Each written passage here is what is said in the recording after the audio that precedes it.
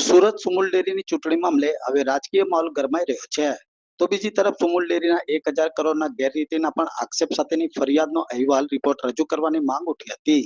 જ્યારે 12,000નું વાર્ષિક ટર્નઓવર ધરાવતી સુમુલ ડેરીમાં આ વખતે કોંગ્રેસ પણ ચૂંટણી લડવાની તૈયારી દર્શાવી છે. જે મામલે વિરોધ પક્ષના નેતા તુષાર ચૌધરીએ પત્રકાર પરિષદ સંબોધી સુમુલ ડેરીની ચૂંટણી જાહેર થઈ ચૂકી છે. સુમુલ ડેરી એક સરકારી મંડળી છે. તાપી જિલ્લાના પશુપાલકોના કારણે મંડળીઓ ચાલે છે. આ કોઈ રાજકીય પાર્ટીની સંસ્થા નથી જે પાર્ટી ચૂંટણીમાં મેન્ડેટ આપવામાં આવે છે.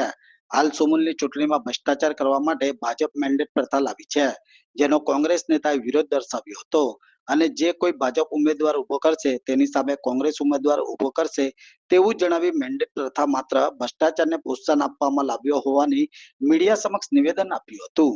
2.5 લાખથી વધુ પશુપાલકો ધરાવતી સુરત અને તાપી જિલ્લાની સહકારી સંસ્થા સુમુલમાં જ્યારે ચૂંટણીના પડઘમ વાગી રહ્યા ત્યારે આ ભારતીય જનતા પાર્ટીની મેન્ડેટવાળા પ્રમુખ અને ઉપપ્રમુખમાં મોટા પ્રમાણમાં છેલ્લા 10 વર્ષમાં 1,000 કરોડથીનો ગેરવહીવટ અંગેની ફરિયાદ તત્કાલીન પ્રમુખશ્રીએ સ્થાનિક પશુપાલકો, સ્થાનિક સંસ્થાના પ્રમુખશ્રીઓ કે અન્ય આગેવાનો દ્વારા, કોંગ્રેસ પક્ષ દ્વારા, અમારા દ્વારા પણ વારંવાર કરવામાં આવ્યા પછી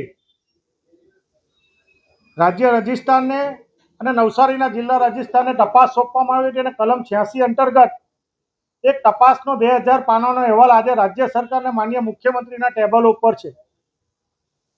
છેલ્લા ઘણા વર્ષોથી જે પ્રમાણે ગેરવહીવટ અને મોટા પ્રમાણમાં ભ્રષ્ટાચારને કારણે સહકારી સંસ્થાને સુમુલો નબળી પડી છે. જે ગેરવહીવટ અંગેની ફરિયાદોમાં ખાસ કરીને જે મંડળીના પ્રમુખશ્રીઓને જે 0% જે પશુ લોન છે એવી મંડળીઓની મુદતવિધિ બાકીદાર હોવા છતાં કોઈ પગલાં લેવામાં આવ્યા નથી.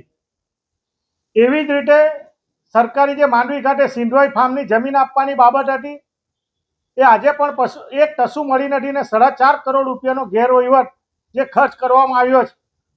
એવી જ રીતે પશુદાણ અંગે જે મોટા પ્રમાણમાં 37 કરોડ રૂપિયાનો જે પ્રોજેક્ટ રિપોર્ટ બનાવવામાં આવ્યો હતો અને 133 કરોડ રૂપિયાનો ખર્ચ કરીને લગભગ 150 કરોડ રૂપિયાની સંસ્થા બનાવી રાજ્ય સરકારના 20 કરોડ રૂપિયાની સબસિડી હતી એ ઉદ્ઘાટનના નામે 17 કરોડ રૂપિયા વાપરી નાખવામાં આવ્યા. પશુઓ માટે જે દવા ખરીદી છે એમાં પણ મોટા પ્રમાણમાં ગેરરીતિ કરવાના આ અહેવાલમાં બતાવવામાં આવ્યું છે.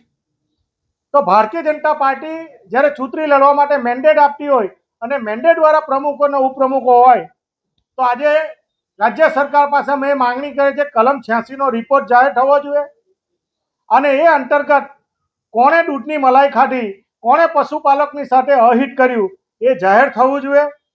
અને ફરીવાર આવા જ લોકોને જો મેન્ડેટ આપતા માંગતા હોય તો ભારતીય જનતા પાર્ટીના મેન્ડેટવાળા પ્રમુખ અને ઉપપ્રમુખ કે બોર્ડની સામે ચૂંટણી લડવા માટે કોંગ્રેસ પક્ષ તૈયાર છે. એ ચૂંટણી લડવાની હોય, રોડ પર લડત ચલાવવાની હોય, કાયદાકીય રીતે લડત ચલાવવાની હોય, આ તમામ બાબતમાં કોંગ્રેસ પક્ષ આવનારા દિવસોમાં સહકારી સંસ્થા અને 2.5 લાખ પશુપાલક રીતમાં લડત ચલાવવાની છે.